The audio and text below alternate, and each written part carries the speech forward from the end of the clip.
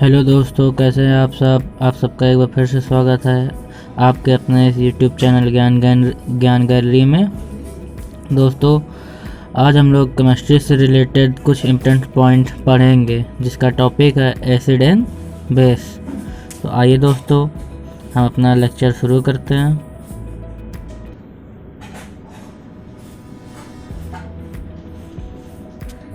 आज का आपका पहला क्वेश्चन, केमिस्ट्री शब्द कहाँ से लिया गया है। इसके लिए आपको 10 मिनट मिलेंगे, 10 सेकंड मिलेंगे। आपका समय स्टार्ट होता है अब।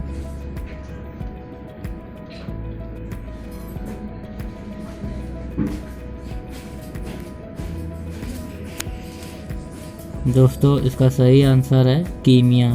केमिस्ट्री शब्द कीमिया नामक शब्द से लिया गया है। आइए हम लोग आगे बात करते हैं अपने दूसरे क्वेश्चन की।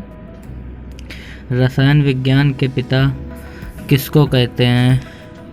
आपके ऑप्शंस हैं Henry Cavendish, Antoine Lavoisier, Bronsted, lorry.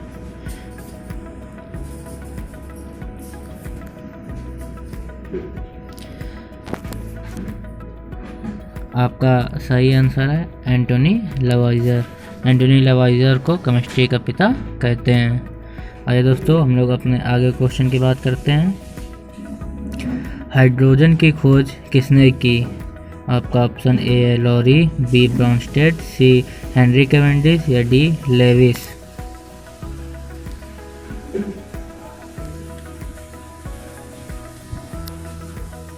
दोस्तों, आपका सही आंसर है सी हेनरी कैवेंडिश। आइए हम आगे बात करते हैं अपने नेक्स्ट क्वेश्चन की। हाइड्रोजन का नाम किस वैज्ञानिक ने दिया था। आ एंटोनी लेवोइज़ियर, बी कैवेंडिश, सी प्रेस्टले या डी सोरेनसन। दोस्तों, इसका सही आंसर होगा एंटोनी लेवोइज़ियर। एंटोनी लेवोइज़ियर ने हाइड्रोजन का नाम दिया था। आइए हम लोग आगे बात करते हैं अपने नेक्स्ट क्वेश्चन की।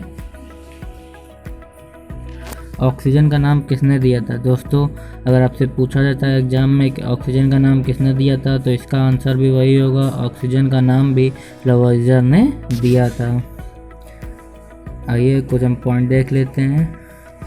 लेवोइज़ियर ने हीट ऑफ कम्बसन की थ्योरी दी थी और इन्होंने एलिमेंट ऑफ केमिस्ट्री नामक पुस्तक लिखी थी, इसलिए इनको रसायन विज्ञान का पिता कहते हैं। अगर आपसे कोई पूछ लेता है कि लेवोइज़ियर को रसायन विज्ञान का पिता क्यों कहते हैं, तो आपका आंसर होगा लेवोइज़ियर ने हीट ऑफ कम्बसन की थ्योरी दी एंड उन्होंने एलिमेंट ऑफ केमिस्ट्री नामक पुस्तक लिखी, इसलिए उन्हें रसायन विज्ञान का पिता कहते हैं। आइए आगे हम लोग बात करते हैं। रसायन विज्ञान की कितनी शाखाएं होती हैं। तो दोस्तों, इसका आपका आंसर होगा रसायन विज्ञान की 5 शाखाएं होती हैं। ऑर्गेनिक, इनऑर्गेनिक, एनालिटिकल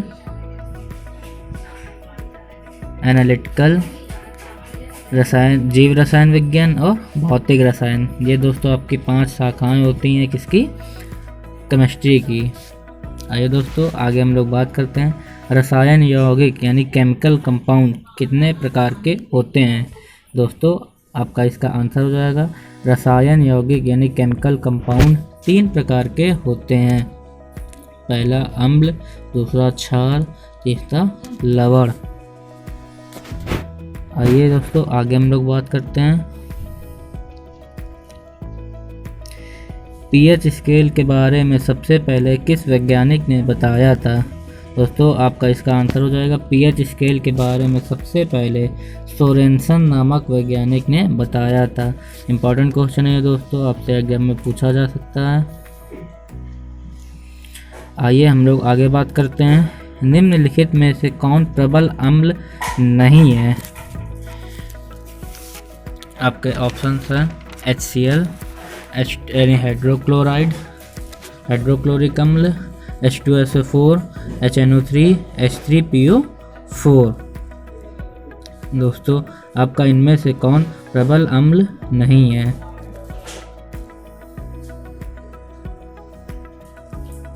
आपका सही आंसर हो जाएगा H3PO4 यानी फॉस्फोरिक एसिड। इसको फॉस्फोरिक एसिड बोलते हैं। आइए दोस्तों हम देखते हैं कि प्रबल अम्ल कौन होते हैं। दोस्तों जिनकी पीएच वैल्यू 3 से कम होती है, उनको हम प्रबल अम्ल का दर्जा देते हैं। जिनकी वैल्यू 3 से ज़्यादा और 7 से कम होती है वो दुर्बल अम्ल कहलाते हैं। आइए हम लोग आगे बात करते हैं। निम्नलिखित में से कौन प्रबल क्षार नहीं है?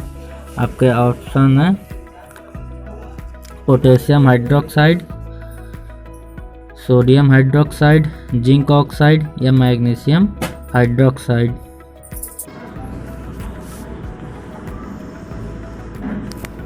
दोस्तों आपका इसका सही आंसर हो जाएगा जिंक ऑक्साइड। आइए अब हम लोग आगे बात करते हैं अपने क्वेश्चन कुछ पॉइंट्स की बात कर लेते हैं। क्षार पानी में OH जबकि अम्ल पानी में H+ आयन देते हैं। दोस्तों जब हम क्षार को पानी में घोलते हैं तब वो हमको OH- आयन, जबकि अम्ल को पानी में घोलने पर H+ आयन रिलीज करते हैं। आइए आगे क्वेश्चन की बात करते हैं। लिटमस कागज़ का प्राकृतिक कलर कैसा होता है? दोस्तों आपको इसका आंसर देना पड़ेगा।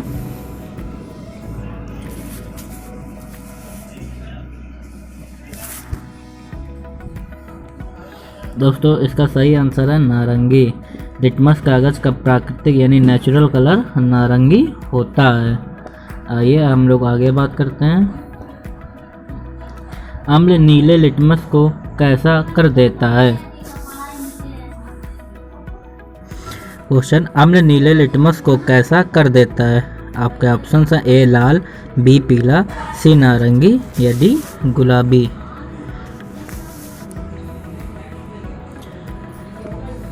दोस्तों इसका आंसर हो जाएगा अम्ल नीले लिटमस को लाल कर देता है। आइए हम लोग आगे बात करते हैं।